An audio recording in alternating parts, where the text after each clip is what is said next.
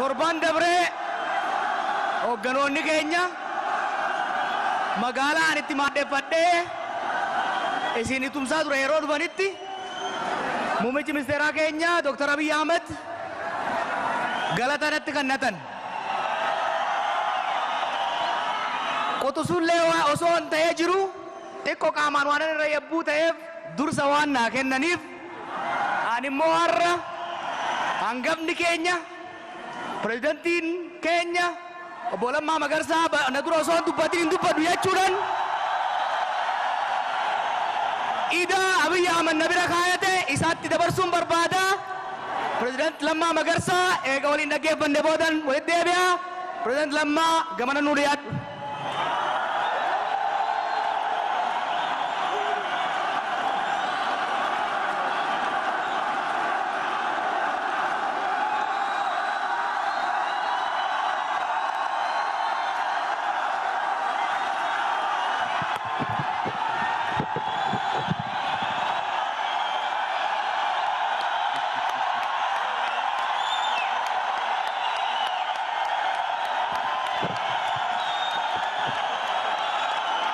ulfaadha fayyaataa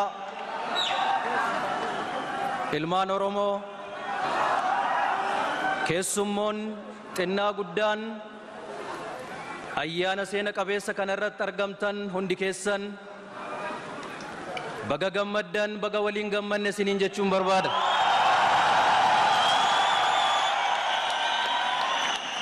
Akkasumas ilmaan Oromoo qabsoo saba keessaniif jecha biyya keessanii baatanii bara dheeraadhaaf biyya hambaa turtan baga guyyaa har'aa biyya abbaa keessanitti deebitan jechuun hin barbaada.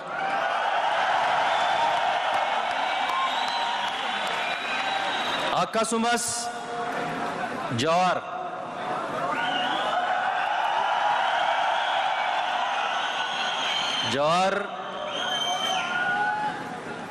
Directora OMN qofaton ta'in ilma Oromoo qabsaa Oromoo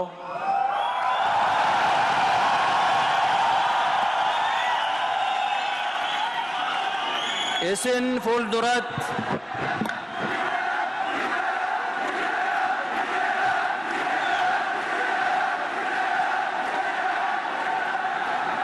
ganaa baay'ee daballa.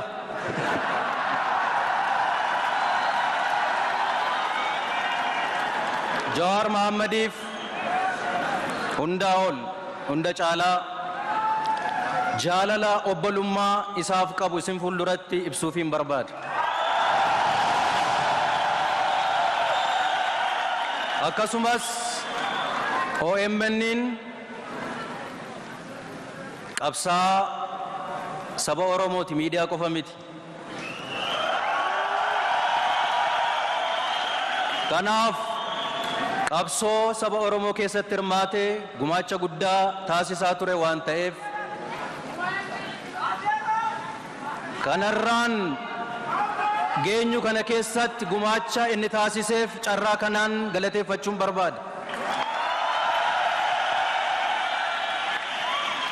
Akkasumas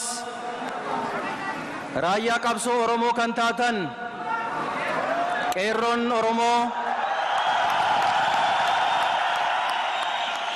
qabsaa'onni Oromoo guutuun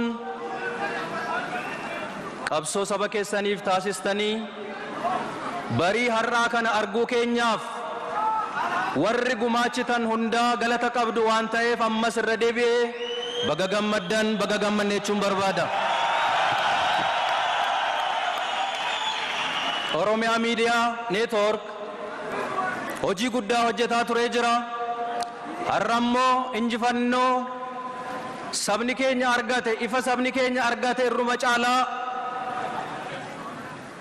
ifni har'a argame kun akkan dukkanoofne akkan dhaamne gochuudhaaf saba keenya gara bilisummaa olaanaatti gara badhaadhinaatti geessuudhaaf miidiyaalee Oromiyaaf miidiyaalee kaan waliin nutti ida'amee har'arraa eegalee qabsoo biyya keessaa nu waliin eegaluudhaaf nutti makamee jira waan ta'eef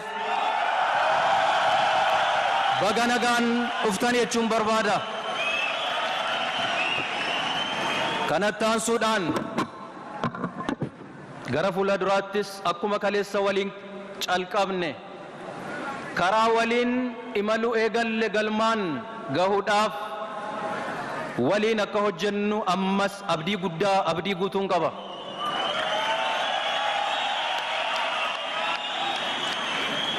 Kanatti aansuudhaan carraa kanatti gargaarame keessumaa qeerroof qarreen Oromoo raayyaa saba keessanii taatanii raayyaa qabsoo Oromoo taatanii bilisummaa kanaan ifa kanaan barii kanaan akka qaqqabnu akki sabi keenya qaqqabu gumaacha guddaa taasisaa turtanii jirtu. Taasisaa turree jirra.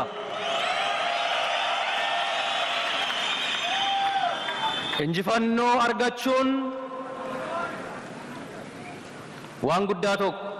Sababiin isaas injifannoon kun bu'aan kun akka salphaatti kan dhufe osoo hin ta'in wareegama qaalii lubbuu ilmaan Oromootiin kan dhufe waan ta'eef injifannoo argachuun olitti injifannoo bulfachuun injifannoo kunuunfachuun injifannoo gabbifachuun qabsoo guddaa gaafata. Kanaafiyyuu qeerroon raayyaa saba Oromoo dhaamsi guddaan har'a isinii dhaamu kalees gabrummaa jibbuudhaan nuti cancala nutti liugamamee ture afaan keenya keessaa baasuudhaaf diddaadhaan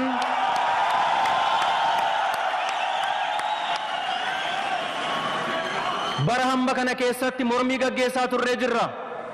Mormiidhaan deemaa dhufnee sadarkaa kanarra geenyee jirra.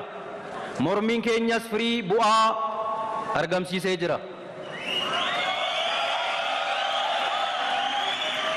Kun tooftaa qabsoo kaleessa qabannee deemne sadarkaa kanaan kan nu ga'e waan ta'eef kan dagatamu miti. Qabsoon dhalootaa dhalootatti darba itti fufa dhuman qabu waan ta'eef qabsoon immoo tooftaa fi mala adda addaa dhaamma sakamuutu irra jiraata waan ta'eef kalees mormiidhaan as geenye yoo ta'e illee mormiin keenya qabsoon mormii keenyaa bu'aa kan nu argamsiise yoo ta'e illee hammaan booda irraa eegallee qabsoon keenya kan ta'uu qabu mormii qofa osoo hin ta'in Oromiyaa ijaaruu, Oromiyaa guddisuu, Oromiyaa misoomsuun ergama keenya guddaa ta'utu irra jiraata. Kanaafiyyuu xobbeen Oromoo qeerroon Oromoo meeqa lubbuutti kaffalanii jiru yeroo hunda isaa yaadanna. Itti dafqitanii itti dhamaatanii itti rakkannee jirra waan ta'eef akka duuba nu jalaa hin deebine qabannee qeerroon keenya qabsoo ittaanu qabsoo Oromiyaa ijaaruu fi biyya ijaaruu irratti xiyyeeffannee hojjechuun dirqama keenya isa guddaadha. Lammaffaa dhaamsi koonni lammaffaa mootummaan naannoo Oromiyaa fi dhaabni mootummaa kana hoogganu waggaa lamaan har'aa laftiif samiin nutti dukkanaa'ee Oromiyaan imimmaaniin Oromiyaan imimmaaniif dhiigaan yeroo faalamte sana keessatti abdii hin kutannu abdii qabna warra nutti dhihaa jiru otoo hin ta'in nuti warra nu bari'aa jiru jennee waadaa walii galle.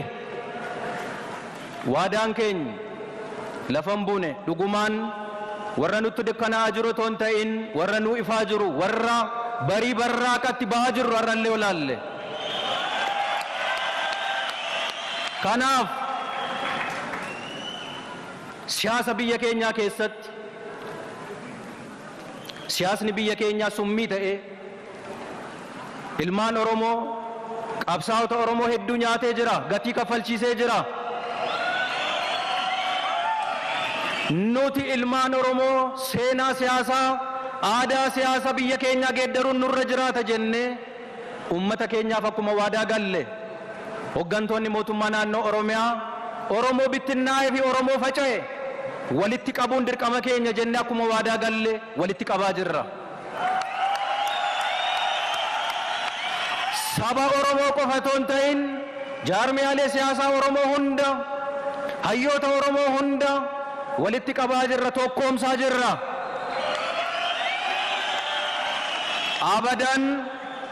Abadan ammaan booda siyaasni ilmaan Oromoo gidduutti summii ta'ee nun nyaatu, walin nyaannu, walin balleessinu.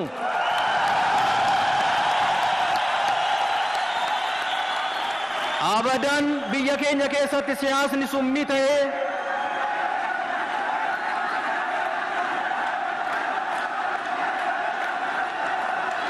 biyya keenya keessatti nuti qabsaa'onni ilmaan Oromoo qaroon har'a jirru siyaasa aadaadhaan hin gaggeessinu, siyaasa duubatti afaan gaggeessinu. Akka biyyoota ammayyoomanii nus ammayyoomne ammaan booda garaagarummaa keenya dandeenye siyaasa jibbiinsaa keessaa baanee tokko taanee wal gargaarree waliin hojjenna.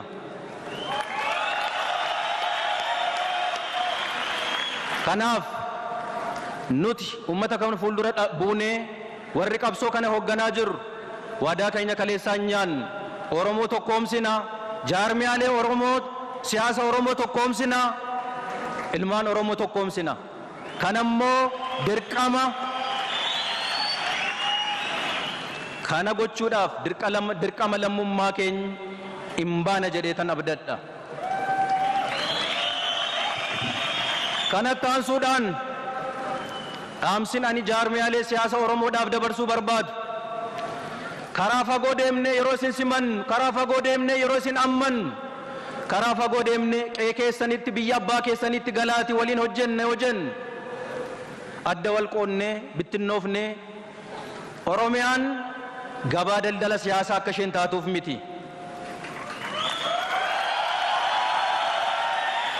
Irruma caalaa tokko taanee Oromiyaa cimsuudhaaf, Oromummaa cimsuudhaaf, Oromoo cimsuudhaaf. Kanaaf jaarmiyaalee siyaasaa Oromoo hundi hangamuu yoo ta'e tokkoof tokko yoo ta'uu baannellee tokkummaa qabaachuun dirqama keenya. Sababiin isaas qabsoo saba Oromoo cimsuu irratti, qabsoo saba Oromoo aangeessuu irratti karaa tarsiimaa ta'een qabsoo saba Oromoo fulla'aa taasisuu irratti tokkoof tokko taanee hojjechuun dirqama keenya. Yoo kana ta'uu baate ummanni Oromoo miliyoona 40, miliyoona 50, Oromoo miliyoona 50 ta'uun Oromoo hoogganuudhaaf paartii siyaasaa 50 qabaachuun nurra hin jiraatu.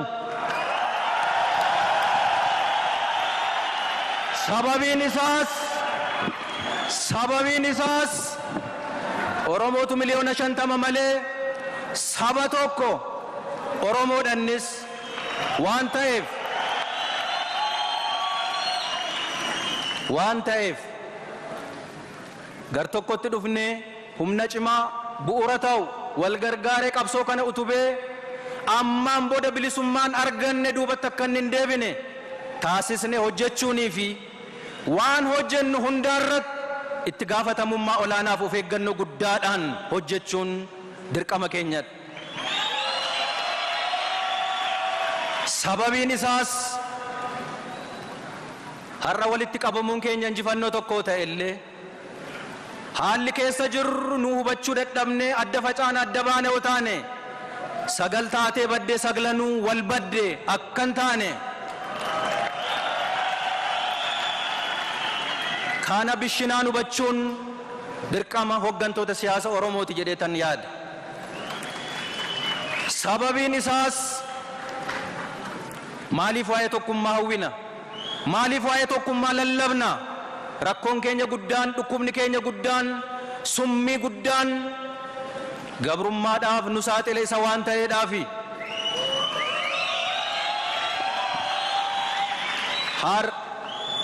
haqa dhugaa jirtu ilmaan Oromoo qeerroon Oromoo waan nu hubachuu qabnu diinonni keenya halagaan kan nu dhahaa ture kan nu waraanaa ture harka isaatiin miti harka keenyaan deebisee numaan deebisee nu dhahaa ture.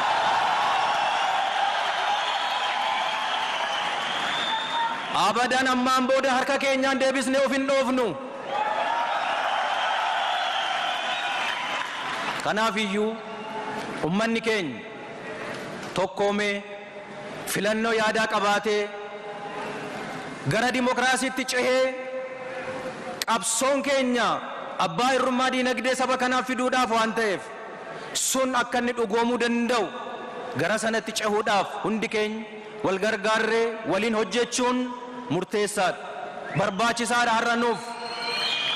Kanaaf iyyuu kaleessa gamaa gamana dhaabbannee baay'ee wal faarsaa turree jirra, wal arrabsaa turree waan jedhen bareedu waan ta'eef.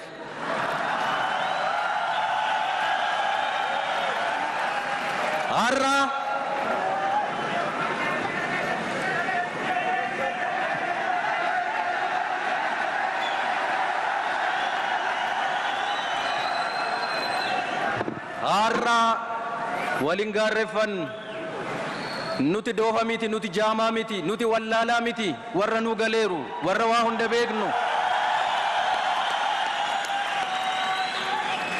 Kana ni dhama'aa jiru saba Oromoofi, kan Jawaar dhama'aa jiru saba Oromoofi.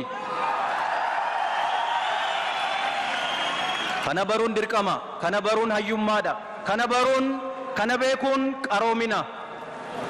Qaroomina kanaan qabsoo keenya karaa tarsiimaa ta'een wal gargaarree wal deeggarree dargaggoonni Oromoo nuti fuuldura keessan jirru obboleessa keenya Jawaar dabalatee kaan dabalannee qabsoon ummata keenya duraan dursinee qabsoon tokkummaan saba Oromoo ija godhachuu jalqabde kun akka isheen hin dhaamne waardiyyaa taanee dhaabbannee eeguu. Lammaffaa qabsoon keenya qabsoo torban tokko, qabsoo ji'a tokko, cidha yeroo tokko miti, karaa dheeraa qabna. Karaa kanarratti gufannee dadhabnee akka hin dhaabbanne bishinaan wal hubannaadhaan beekumsaan wal gargaarree tarsiimoo cimaa qabannee wal gargaarree hojjechuun barbaachisaadha waan ta'eef qeerroon Oromoo hundi keenya, dargaggoonni Oromoo hundi keenya, qabsaa'onni Oromoo walumaa gala, raayyaan qabsoo Oromoo keessa jirru hundi keenya wal qabannee wal dhaggeeffachaa wal hubachaa bishinaan qabsoo asiin geenye kana fuulduratti fuunee adeemnu jedha. Ulfaadhaa, fayyaa ta'a.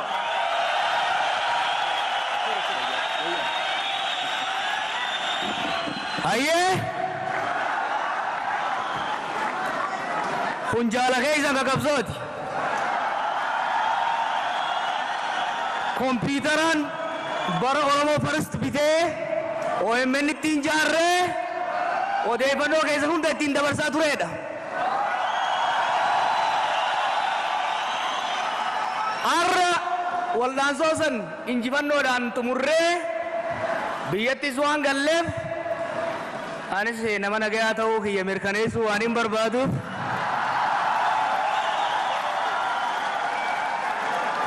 taankii kiyya kana akka mallattoo nagayaa obbolummaa fi oromummaatitti pirezidantii keenyatti dabarsee kan nun barbaada.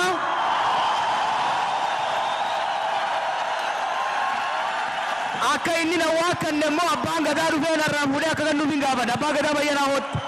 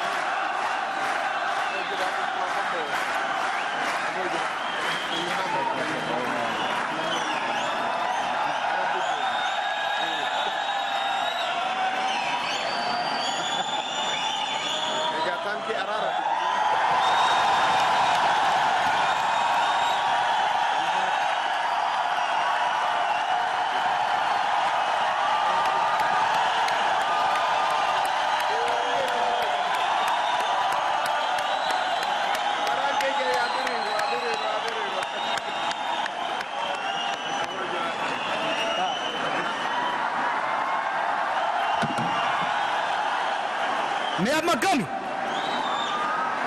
Kompiitarri kunis muuziyeemii ijaarrattanii keessa akka kaa'attanii abdii qaba.